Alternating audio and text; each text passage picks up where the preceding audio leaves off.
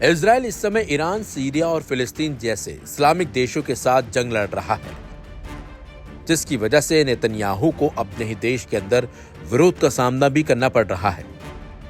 यहां तक कि इस्लामिक देशों के साथ जंग लड़ने के चलते ही इजरायली प्रधानमंत्री बेंजामिन नेतन्याहू की सरकार को एक बड़ा झटका भी लगा है। खबर यह है कि उनकी गठबंधन सहयोगी अल्ट्रा ऑर्थोडॉक्स शाक्स पार्टी ने कैबिनेट से इस्तीफा देने की घोषणा की है। ये फैसला सरकार के अंदर बढ़ते मतभेद और धार्मिक छात्रों को सैन्य सेवा से छूट देने पर असहमति के चलते लिया गया। शास पार्टी ने एक बयान में कहा, शास प्रतिनिधि को अब ऐसा लगता है कि हम अब सरकार में बने नहीं रह सकते और उसका हिस्सा नहीं हो सकते। अभी स्पष्ट नहीं है कि इस फैसले के बाद नेतन्याहू की सरकार संसद में अल्पमत में आ जाएगी या फिर नहीं। शास पार्टी के बाहर होने के बाद नेतन्याहू के गठबंधन के पास अब 120 सदस्यीय कनेसेट में सिर्फ 50 सीटें बचती हैं। शास पार्टी से पहले एक और अल्ट्रा ऑर्थोडॉक्स सहयोगी पार्टी यूनाइटेड टोरा जुडिसम ने भी सैन्य सेवा छूट पर नाराजगी जताते हुए सरकार से इस्तीफा दे दिया था। धार्मिक छात्रों की सैन्य सेवा से छूट लंबे समय से विवाद का विषय रही है, लेकिन हमास के साथ 21 दिन से जारी युद्ध के बीच ये मुद्दा और अधिक संवेदनशील हो गया। कई इजरायली नागरिकों का मानना है कि देश की रक्षा का बोझ समान रूप से सभी को उठाना चाहिए, जबकि धार्मिक संस्थानों में पढ़ने वाले छात्रों को छूट देना अन्यायपूर्ण है।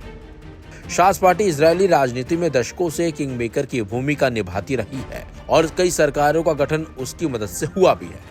Aim right, achieve big. At KR Mangalam University, we provide you the platform to turn your dreams into reality. At KR Mangalam University. हालांकि पार्टी ने यह भी स्पष्ट किया है कि वह सरकार को गिराने की कोशिश करेगी या नहीं। कुछ कानूनों पर सरकार के साथ मतदान भी कर सकती है, यानी तकनीकी रूप से भले ही वह कैबिनेट से बाहर हो गई हो, लेकिन पूरी तरह से विरोध में नहीं जाएगी। आपको बता दें, 27 जुलाई से कनेसेट 3 महीने के अवकाश पर जा रही है। इसका मतलब है नेतन्याहू के पास अगले 3 महीने का वक्त है, जिस दौरान संसद में कोई बड़ी विधायी गतिविधि नहीं होगी। इस दौरान वे बागी पार्टियों को दोबारा सरकार में शामिल करने की कोशिश कर सकते हैं।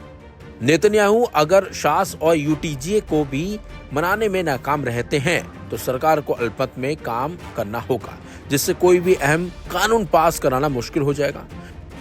विपक्ष अगर अविश्वास प्रस्ताव लाता है तो नेतन्याहू सरकार गिर भी सकती है। इससे इजराइल में फिर से समय पूर्व चुनाव कराने की स्थिति बन सकती है।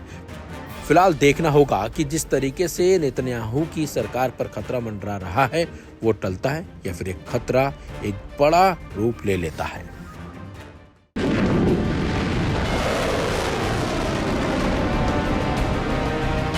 इसराइल ईरान में 12 दिन के युद्ध के दौरान इसराइल को भारी नुकसान हुआ। हालांकि ईरान ने भी काफी कुछ खोया, लेकिन इन सब के बीच कई बड़े खुलासे हुए, जिसे हम एक एक करके आपको इस रिपोर्ट में बताएंगे। दरअसल अमेरिका अब अपने ही बनाए रक्षा ढांचे में दबाव महसूस कर रहा है। एक नई एक्सियोस रिपोर्ट के मुताबिक पेंटागन के पास पैट्रियट इंटरसेप्टर मिसाइलों का स्टॉक सिर्फ 25% बचा है। इस हालात की एक बड़ी वजह के रूप में हालिया इसराइल ईरान टकराव और यूक्रेन में जारी मिसाइल युद्ध को माना गया, जिसने अमेरिका की उत्पादन क्षमता को हिलाकर रख दिया। लेकिन इस टकराव में ईरान का पक्ष भी सामने आना जरूरी है। ईरान की संसद की राष्ट्रीय सुरक्षा समिति ने एक महत्वपूर्ण विधेयक को मंजूरी दे दी, जो देश की सैन्य ताकत को बढ़ाने की दिशा में एक बड़ा कदम माना जा रहा है।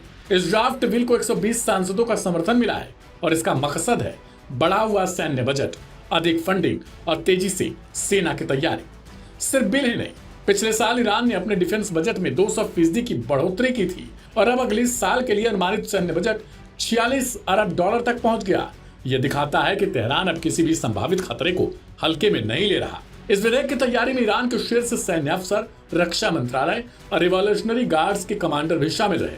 उनका कहना है कि इसराइल और अमेरिका से मिल रही खुली युद्ध जैसी धमकियों के बीच ईरान को अपनी क्षेत्रीय सुरक्षा प्राथमिकताओं को मजबूत करना होगा। तेहरान का तर्क है, जब बार बार उसके राजनयिक ठिकानों पर ड्रोन और मिसाइल हमले होते हैं, जब उसकी संप्रभुता का उल्लंघन होता है, तो जवाब देना तो उसका अधिकार है, न कि आक्रामकता। इसी साल अप्रैल में दमिश्क स्थित ईरानी काउंसलेट पर हमले के बाद ईरान ने इसराइल पर मिसाइलें दागी, लेकिन उसने यह कार्रवाई पहले से चेतावनी देकर की ताकि जान माल की क्षति कम हो। ईरान ने इसे संतुलित और सीमित प्रतिक्रिया बताया।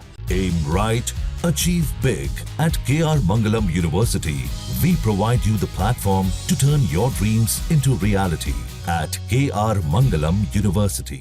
वही अमेरिका की स्थिति कुछ और है। उसका इंटरसेप्टर स्टॉक लगातार घट रहा है। यूक्रेन को मिसाइल सुरक्षा देने के दबाव में और इसराइल को समर्थन देने के चलते अब खुद अमेरिका की रक्षा तैयारियां कमजोर हो गई। पश्चिमी विश्लेषकों का कहना है कि वैश्विक स्तर पर एयर डिफेंस हथियारों की मांग इतनी तेज है कि अमेरिका की उत्पादन क्षमता इसे पूरा नहीं कर पा रही। इधर खबर है कि अमेरिका में राष्ट्रपति ट्रंप से मुलाकात के बाद इस्राएली प्रधानमंत्री बेंजामिन नेतन्याहू ने ये मांग की है कि वे ईरान पर जल्द ही फिर से हमला करेंगे। रिपोर्ट बताती है कि ट्रंप ने इसका विरोध भी नहीं किया। हालांकि दूसरी तरफ अमेरिका अब पैट्रियट मिसाइलों को बढ़ाने की दिशा में काम कर रहा है, लेकिन कहा जाता है कि पैट्रियट जैसी मिसाइलें हर हफ्ते नहीं बनती और युद्ध हर दिन हो रहा। ईरान के संसद में अब यह भावना तेज हो गई कि सैन्य तैयारी सिर्फ एक विकल्प नहीं बल्कि राष्ट्रीय अस्तित्व का अनिवार्य हिस्सा बन चुकी है। तेहरान अब सिर्फ जवाबी हमला करने तक सीमित नहीं रहना चाहता, वह अपनी रणनीतिक स्थिति को मजबूत करना चाहता है। सैन्य निवेश, क्षेत्रीय कूटनीति और घरेलू स्थिरता तीनों पर उसकी नजर है। लेकिन असली सवाल यही है, क्या अमेरिका और उसके सहयोगी सिर्फ हथियारों की होड़ से सुरक्षा सुनिश्चित कर सकते हैं या फिर उन्हें भी पश्चिम एशिया की नई हकीकत को समझते हुए संवाद की जरूरत है।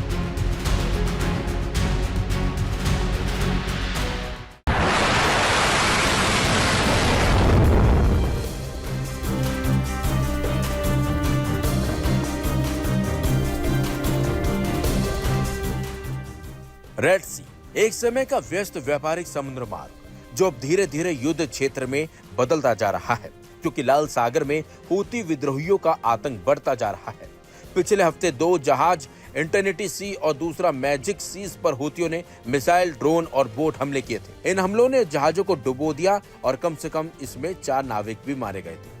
हूतियों का दावा है कि ये हमले इजरायल के खिलाफ समर्थन में किए जा रहे हैं, लेकिन इन जहाजों का इजरायल से सीधा कोई लेना देना नहीं था। लेकिन हमलों के चलते वैश्विक व्यापार प्रभावित हो रहा है। जहाज अब अफ्रीका के cape of good hope route से लंबा रास्ता अपना रहे हैं। इससे माल ढुलाई में देरी, बीमा प्रीमियम में वृद्धि और व्यापार घाटा सामने आ रहा है। तेल अवीव ने इसे एक वैश्विक समुद्री खतरा घोषित किया है। मीडिया रिपोर्ट्स के मुताबिक इजरायल हूती नियंत्रण वाले क्षेत्रों में सीरिया, लेबनान जैसी सर्जिकल स्ट्राइक की योजना फिर बना रहा है। ऐसे में सवाल यह है कि क्या इससे संकट सुलझेगा या फिर गहराएगा।